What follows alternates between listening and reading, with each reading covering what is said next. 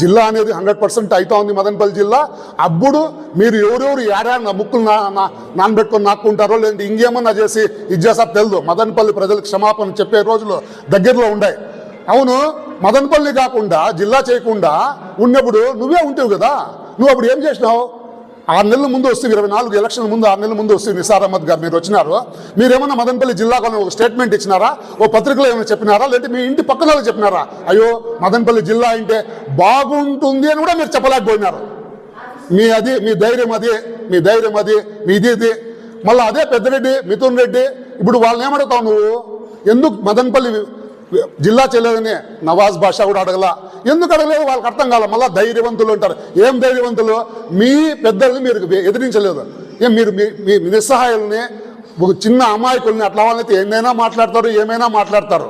పోయి అడిగింది ఆ రోజు పెద్దరెడ్డి, మిథున్ రెడ్డి, ఏమయ్యా నువ్వు మదనపల్లి జిల్లా ఎందుకు చేయలేదుని? అబ్బులు లేదా మీకు అడిగేదానికి? ఇప్పుడు మేము తెస్తా ఉంటే వచ్చి అనౌన్స్ చేయాలంట. చేస్తాం, వెయిట్ చెయ్యి. అనౌన్స్ చేస్తే ఏం చేస్తావు? అప్పుడు నువ్వేం చేస్తావు? చెప్పండి ఏం చేస్తారు? ఇంకా సమావేశం పెట్టి చెప్పండి మీరు మళ్ళీ ఏం చేస్తారు. మళ్ళీ